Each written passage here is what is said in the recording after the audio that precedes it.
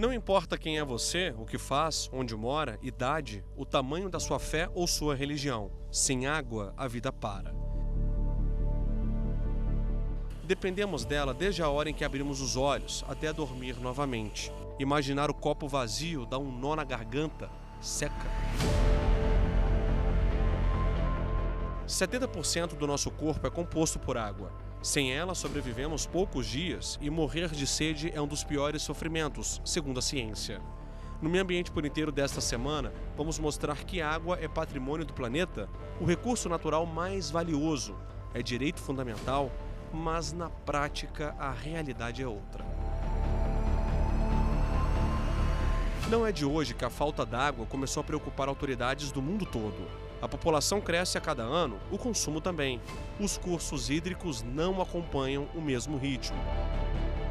Para abastecer uma cidade, para produzir qualquer produto, seja na agricultura, na pecuária, ou seja, a industrial, a sua camisa, a minha camisa, o meu carro, o seu carro, esse equipamento que nós temos aqui gravando, tudo isso utiliza água. Se chama pegada hídrica, a quantidade de água que é necessária para um produto desse ser fabricado, depois ser lavado, ou ele volta para o meio ambiente e causa uma contaminação. Cerca de 2/3 da Terra estão cobertos de água, 97% são salgada, imprópria para consumo, e o processo de dessalinização é caro. Os 3% que sobram são água doce, beleza, mas a maior parte está congelada na Antártica, região ártica e geleiras. Ou seja, água doce disponível mesmo é quase uma raridade. Há quase 30 anos, a Assembleia Geral da ONU criou por meio de uma resolução o Dia Mundial da Água, 22 de março. Em 2010, a mesma Assembleia aprovou uma resolução que reconheceu o direito à água potável segura e limpa e ao saneamento como um direito humano. Segundo a ONU, mais de 2 bilhões de pessoas no mundo não têm acesso à água tratada em casa. 35 milhões são brasileiros. Mas espera aí, água limpa não é um direito garantido? Ter direito a uma água que seja pura, né? Pura significa que ela tenha não só quantidade, mas qualidade, tenha padrões de potabilidade, que é o nome que se dá pelo Ministério da Saúde e pela portaria. Esse padrão diz que essa água está disponível para ser utilizado pelo ser humano nas cidades, em qualquer região. E não é direito à água só para nós, seres humanos, mas direito ao ambiente sadio. A 15 quilômetros do Congresso Nacional, a sede aperta e o sofrimento marca o rosto de homens, mulheres e crianças. Estamos na cidade estrutural, no setor de chácaras Santa Luzia. Os barracos são de madeira, nas ruas, no lugar do asfalto, lama, resultado da chuva por aqui. E o lixo que contamina o solo é devorado por animais. Moradores se sentem abandonados e contam que pior do que tudo isso é o problema que reflete na poça. Caixa d'água vazia. Milhares de famílias reclamam não ter em casa água tratada e às vezes ter de passar dias sem conseguir sequer tomar banho. Fabiana nos convidou para conhecer o barraco. Ela tem 31 anos, é mãe de 6 crianças. A água que a família consome é retirada deste poço de 10 metros que o marido cavou. Eu uso ele para cozinhar, para beber, para lavar, para tudo. Tá entendendo? Eu não tenho medo de usar essa água, porque vem da natureza. Fabiana não sabe, mas não é porque vem da natureza que está tudo bem. Essa alternativa de abastecimento parece inofensiva, mas muitas vezes esconde riscos à saúde e ao meio ambiente. A água retirada de poços como esse pode estar contaminada, mesmo sem cheiro ou sem cor. Para a Fabiana não é escolha, é falta dela. Prefere correr o risco do que ficar sem água. O problema é que esse risco pode custar a vida. A água de poço é lugar propício para infestação por larvas do mosquito da dengue. Ela, a filha de 3 anos e uma sobrinha foram picadas pelo inseto transmissor da doença. Aqui não é local de um ser humano morar. A gente mora aqui, sabe por quê? Porque a gente não tem lugar para onde ir. Água é sobrevivência, direito não respeitado que fere a dignidade desses moradores. É o direito de um ser humano, não é? Todo mundo deveria ter esse acesso numa coisa certa, que é a coisa de um ser humano, de verdade. Eles não estão tratando a pessoa assim, ó, como ser humano. Nós aqui da Santa Luzia não somos tratados como ser humano. O desabafo é o mesmo de quem vive nestas condições. Segundo a Agência Nacional de Águas, o Brasil tem 12% das reservas de água doce superficial do mundo. O que dizer para essas pessoas? Nesse momento cai uma chuva fina e isso é motivo de alegria para os moradores do Santa Luzia, que tentam aproveitar cada gota que cai do céu. Nesse outro trecho, a situação é ainda pior. Milhares de moradores não têm poço artesiano em casa. A água vem daquele reservatório da CAESB, onde é feito abastecimento todos os dias. O problema é que no fim da tarde, mais ou menos 5h30, já não tem mais água ali. Essa é uma rua de catadores de materiais recicláveis. Encontramos Cleonice. Ela mora nesta casa pequena com 3 adultos e 8 crianças. Hoje não deu tempo de encher os baldes. Ou a gente sobe lá para cima, para a estrutural, pede água lá ao pessoal lá, tem projeto lá em cima, mas é muito longe, às vezes a gente vai lá, pede água para dar banho nos meninos, ou então espera o pipa chegar e reza para chover. Como que é ficar sem água? É muito ruim, porque as crianças, assim, a gente tem 8 crianças dentro de casa para tomar banho, aí tem que cozinhar, tem que lavar roupa, é muita roupa, né? E não temos água. É quando aí a gente apaga, estamos rezando aí que esses dias está chovendo, aí a gente está tendo água, né? Da chuva a gente já para e estamos bebendo até a água da chuva, até para cozinhar, beber, porque nem todo dia tem água lá. A água do chafariz não é dividida entre os moradores. Quem não está na hora do abastecimento encontra minutos depois as torneiras assim. Às vezes, pessoas que têm caixa d'água de 1000 litros que junta água, divide com outras pessoas, entendeu? Vai juntando, a população vai juntando. Quem tem tambor, junta, enche os tambor para poder dar para outras pessoas que não têm. Que muita gente aqui tem criança e não tem. Ela mesma ali é exemplo de uma, que tem um monte de menino e a gente divide com ela. Uns solidários, outros com pouca paciência, torneiras secas mexem com os ânimos dos moradores. As pessoas se desentendem, né? Aqui lá em questão da mangueira, mas não é uma coisa assim catastrófica, mas se desentende. Porque querendo ou não, é todo mundo querendo água, né? As pessoas se desesperam porque água é vida. Entramos em contato com a CAESB. Em nota, a companhia informou que existe um chafariz na estrutural que permite a distribuição da água e que periodicamente equipes da companhia retiram ligações clandestinas no bairro. A nota informou ainda que em janeiro a CAESB reforçou a rede de água, aumentou a pressão e a disponibilidade hídrica para a região. A água é o essencial, porque sem água a gente não faz nada. A gente não come, não banha, né? A água é essencial, ainda mais quem tem criança.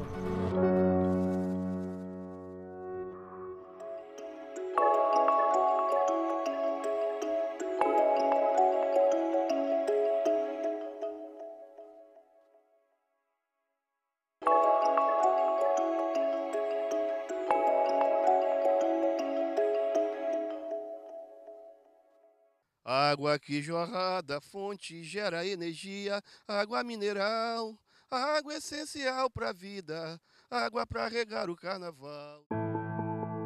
Nos versos do compositor, a exaltação a este líquido tão precioso.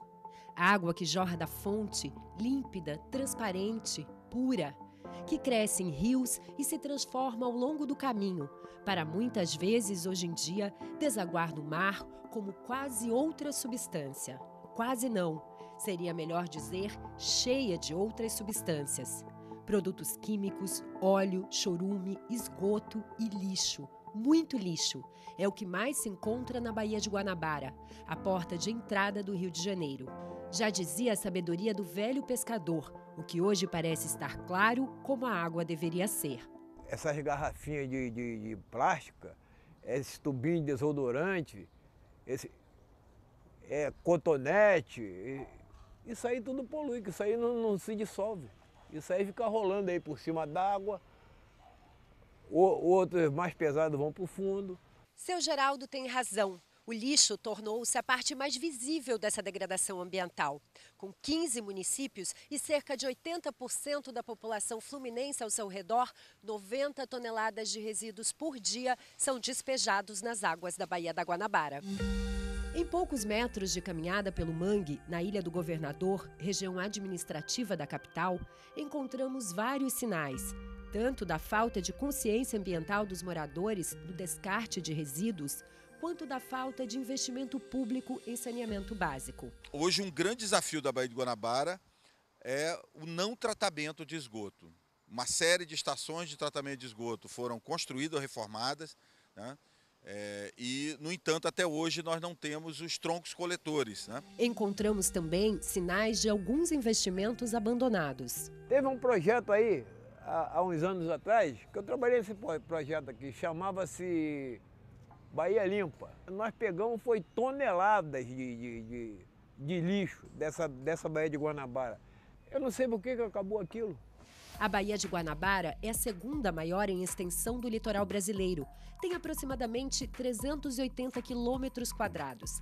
E é um mau exemplo de como o crescimento desordenado, sem o apoio de políticas públicas, pode transformar um paraíso num cenário hostil. Quando eu nasci aqui, isso aqui era um paraíso. Um paraíso que eu posso dizer para você é o seguinte: não existia essa lama, não existia essa quantidade de lixo. Seu Geraldo é um dos pescadores mais antigos em atividade na colônia de pesca Z10, a primeira do Rio de Janeiro, fundada há 100 anos.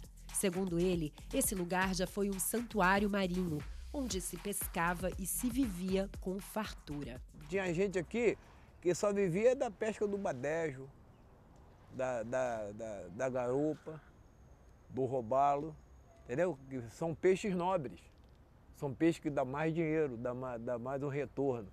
Quer dizer, hoje em dia, aqui tinha muito linguado. Hoje em dia, para o cara ir ali para pegar um linguado, o cara bota 2 quilômetros de rede, deixa a rede 2 dias, vai lá e pega um linguadinho esmirrado. Um dos motivos para que o mar não esteja para peixe é o fato de que as cidades da região cresceram de costas para a Bahia. Quem defende esse ponto de vista é o gestor ambiental Sérgio Ricardo, um dos fundadores do movimento Bahia Viva. Não é à toa que nós temos aqui no entorno da Bahia os lixões como de Gramacho, Itaoca, a refinaria Duque de Caxias, né? Então, as nossas cidades cresceram sem planejamento urbano. 80 quilômetros quadrados de área de manguezais foram aterrados aqui no entorno da Baía de Guanabara. E o efeito disso, por exemplo, é o aumento das inundações nos municípios. Vários trechos da região metropolitana, sempre que chove, fica inundado. E o manguezal tem essa função, ele funciona como uma espécie de uma esponja. A presença dele ajudava a reduzir o volume das águas e absorver parte das águas das chuvas, né? Até o fim dos anos 70, o Rio de Janeiro era o segundo maior produtor de pescado do país. A pesca artesanal envolvia famílias inteiras, mais de 20 mil pessoas. Hoje, é nítido o empobrecimento das comunidades pesqueiras. Muitas embarcações velhas e paradas, algumas até mesmo por falta de dinheiro para o conserto. A gente pescava peixe aqui dentro, ó. Passava a ponte aqui da colônia Z10, pegava peixe, agora tu não pega mais. O camarão sumiu daí da Baía de Guanabara, ali em frente ao Jardim Guanabara, ali não tem mais, já desde o derramamento de óleo. O pescador vem lutando e vai morrer lutando. A verdade é essa. A Bahia ela sempre teve uma grande importância econômica para o Rio de Janeiro, mas em função dessa intensa poluição, por exemplo, a pesca artesanal, ela teve uma queda de 90%.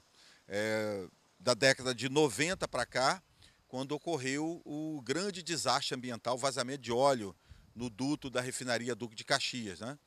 E que impactou muito as praias, inundou os manguezais de óleo. Sérgio fala de um dos maiores acidentes ambientais do Brasil, ocorrido em 2000, quando 1.300.000 litros de óleo combustível contaminaram o mangue e as águas. E pensar que de lá para cá a situação da Bahia só piorou. Com o aquecimento da indústria petroleira na região, passam por aqui cerca de 250 navios de médio ou grande porte por mês. E E só em 2019, a Capitania dos Portos registrou 8 derramamentos de produtos poluentes. Difícil saber qual é o problema mais grave e por que, em 25 anos do Programa de Despoluição da Baía de Guanabara, o PDBG, as obras ainda não foram concluídas. Os troncos coletores não foram construídos e, para as Olimpíadas de 2016, o governo do estado contraiu um novo financiamento junto ao Banco Interamericano de Desenvolvimento e, em 2017, com a crise econômica, todas as obras de saneamento foram paralisadas. Hoje nós temos no entorno da Baía de Guanabara um verdadeiro cemitério de obras inacabadas. Grandes estações de tratamento de esgoto que até hoje não foram construídas. Fomos até a Secretaria de Estado do Ambiente e Sustentabilidade para saber como o governo atual está tratando a questão. O PDBG ele tem os seus méritos, como por exemplo a construção dessas ETs. A ET Alegria, a ET Pavuna, a ET Sarapuí, são todas estações que são frutos desse programa. Mas infelizmente o programa como um todo ele não conseguiu atingir o seu objetivo, quando não conseguiu executar as redes finas, talvez algumas elevatórias ou coletores troncos. Então o que a gente precisa enfrentar, precisa atuar agora é justamente de preencher essas lacunas. Essas obras que ficaram inacabadas, essas conexões que precisam ser feitas para poder fazer com que esse esgoto seja coletado de fato das casas das pessoas e chegue nas estações, para que as estações trabalhem a pleno vapor, a plena capacidade delas e retroalimentando esse sistema, avaliando também o desenvolvimento da região metropolitana para, caso seja necessário, serem construídas novas estruturas. Por exemplo, Alcântara. Alcântara é uma ET que está sendo construída, como eu citei, que não fez parte lá das construções do PDBG, mas foi identificada que aquela região precisa. É a segunda população, né, em termos de município do estado, e foi necessário. Então, assim, é um compromisso do governador, do secretário do Ambiente e Sustentabilidade em enfrentar o problema, em realmente avançar e resolver. Nós conseguimos, no ano de 2019, aplicar algo em torno de 100 milhões de reais em obras de esgotamento sanitário na região metropolitana do Rio de Janeiro e também em consórcios intermunicipais de gestão de resíduos sólidos. Isso já foi uma grande vitória, inclusive esse resgate dos investimentos no PSAN, que é o Programa de Saneamento dos Municípios no entorno da Baía de Guanabara, é um compromisso assinado na Carta de Intenções no primeiro trimestre de 2019. A promessa é de que até 2021, os principais sistemas de tratamento de esgoto da região metropolitana do Rio estejam em plena atividade. E o sonho é que um dia os versos do compositor sejam de novo a mais pura realidade. Deixa transbordar, maré cheia, tem peixe na minha rede. Deixa transbordar, vem pra colônia, vem matar a sua sede.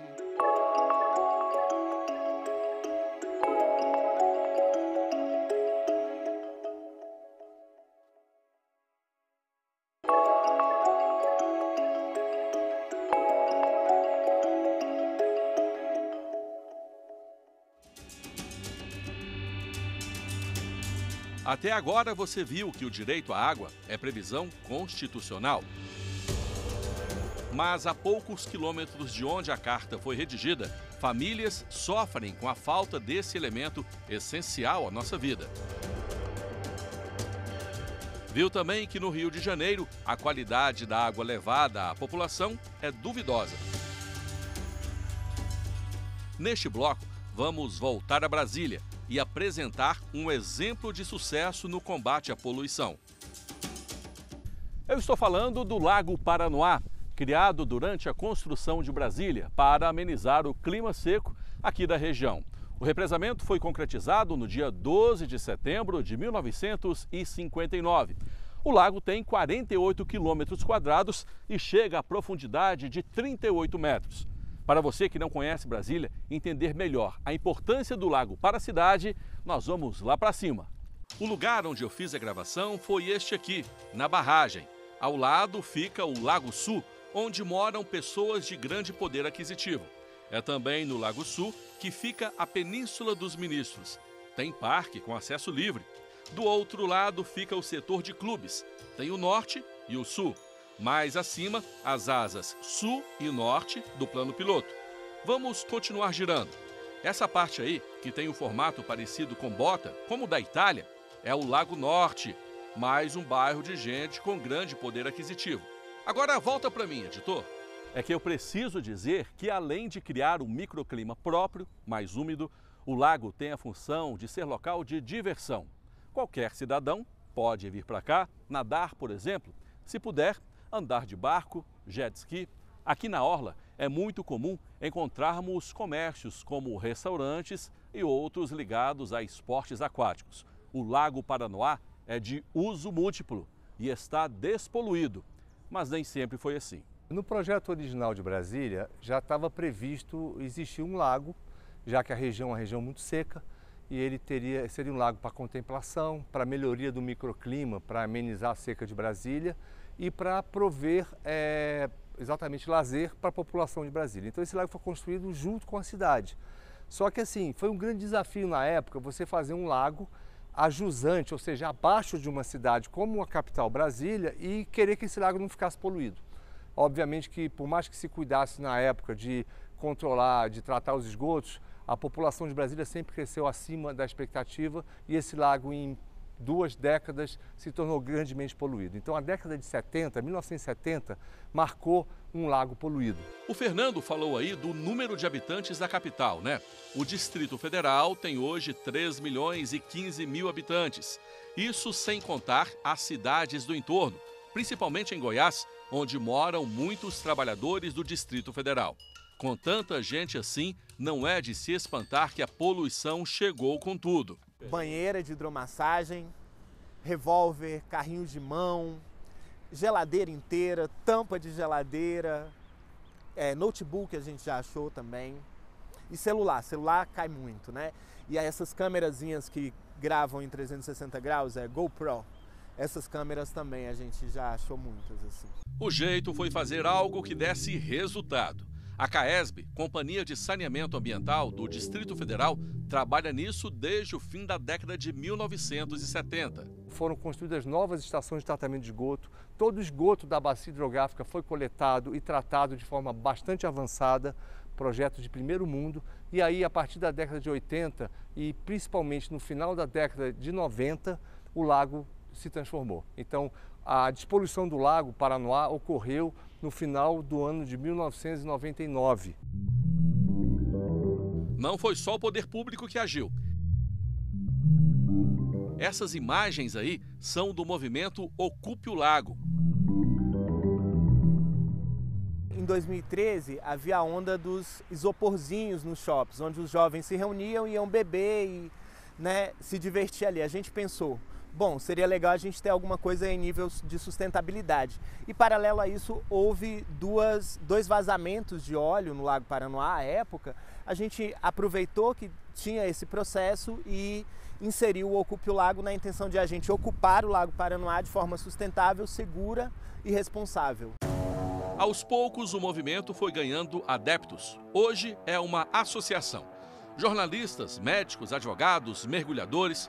Uma vez por ano, eles se juntam para ajudar na limpeza do Lago Paranoá. Esse ano a gente quer alcançar 150 toneladas. Seria bom que não tivesse nada para recolher, mas infelizmente não só as pessoas que utilizam para o lazer náutico, como as que vêm passear na orla, acabam trazendo as suas embalagens e deixando. Então a gente acaba tendo muito trabalho com isso. Sem falar na questão das chuvas também. O lago tem lixo, principalmente submerso. Apesar disso, as águas são consideradas próprias para o banho, o lazer e até para a captação, abastecer as casas do Distrito Federal. Nós vencemos um desafio que nenhum outro lugar em região tropical do mundo foi vencido. Na verdade, todos os lagos urbanos artificiais em grandes centros urbanos em região tropical no mundo são poluídos. Nós somos o contra-exemplo, nós somos o único exemplo de lago tropical despoluído que se mantém assim há 20 anos e pôde ser finalmente utilizado como manancial para abastecimento público de água. Esse é um grande desafio que não acaba, é um desafio permanente. A partir do momento que o lago vira um manancial para abastecimento, os esforços, o monitoramento, o controle e o cuidado sobre esse lago se desdobra. Então hoje nós temos ainda mais preocupação, mais cuidado ainda do que já tivemos no passado para manter essa situação ao longo do tempo. Vamos entender melhor. Olhando lá de cima, a gente já viu o Lago Paranoá. Eu apresento agora outros 2 reservatórios. O de Santa Maria, dentro do Parque Nacional de Brasília, totalmente protegido, e o do Descoberto, na divisa do DF com Goiás. Até 2017, apenas esses 2 forneciam água aos brasilienses. Hoje o Paranoá também tem captação e a qualidade da água é medida de várias maneiras, diária, semanal e mensalmente. Nós temos uma série de programas de monitoramento. Toda semana o Lago Paranoá é visitado. Semanalmente ele é visitado naqueles pontos onde a população utiliza para banho, que é exatamente um programa chamado balneabilidade. E com esse programa a gente verifica e informa a população se a água daquele ponto onde eles costumam tomar banho está própria para o contato primário. Além desse monitoramento semanal, mensalmente nós temos um monitoramento bem mais completo. São mais de 40 parâmetros de qualidade da água, em diferentes pontos horizontalmente no lago, em diferentes profundidades, onde nós estudamos a fundo todo o funcionamento do ecossistema. Além disso, nós temos também uma estação automática de monitoramento de qualidade da água instalada dentro do lago, próximo à barragem do Lago Paranoá. Ela coleta dados online, tempo real, e transmite os dados aqui para o laboratório para a gente manter então todo esse controle. A água de cada pequeno pote na bancada foi captada em um ponto do Distrito Federal, das torneiras das casas mesmo.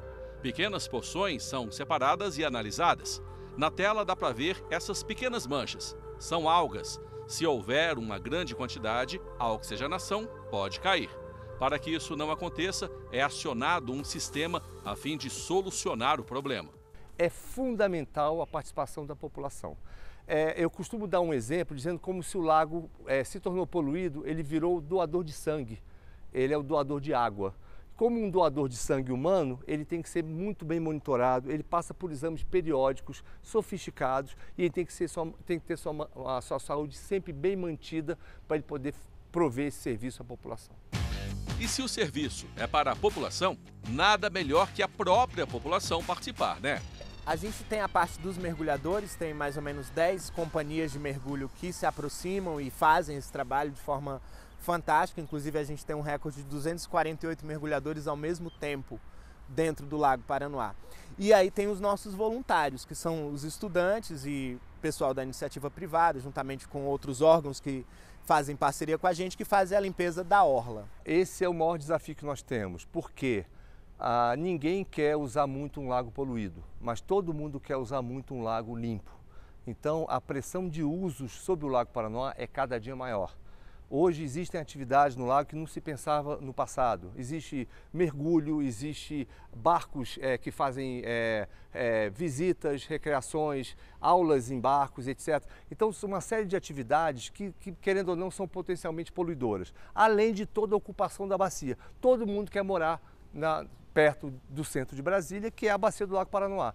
Então, tudo isso é pressão de uso sobre o lago. Então, a CAESB tem um esforço permanente de controle, principalmente dos esgotos produzidos na bacia, que eles têm que ser todos coletados e enviados para as estações que vão tratá-los adequadamente. O tratamento adequado depende, claro, de profissionais da área, dos mergulhadores, dos voluntários, de todos os brasilienses. É quase um exemplo único de sucesso.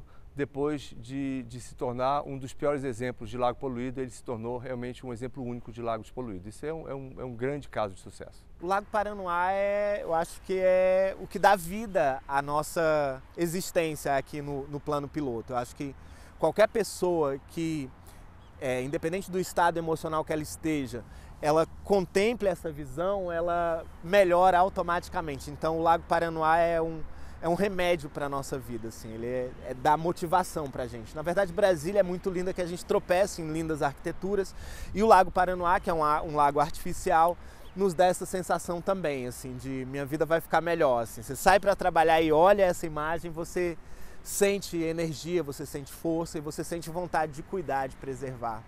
O Lago Paranoá é vida. O Lago Paranoá é grande, mas à medida em que nos damos conta do quanto somos pequenos, ele se torna um entre tantos.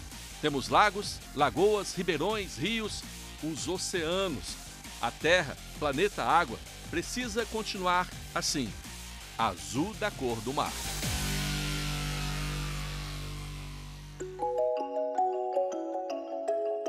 Você pode rever nosso programa quando e onde quiser. Acesse youtube.com/TV Justiça Oficial. Nosso site é tvjustiça.jus.br e o e-mail do nosso programa é meioambienteporinteiro@stf.jus.br. Até a próxima!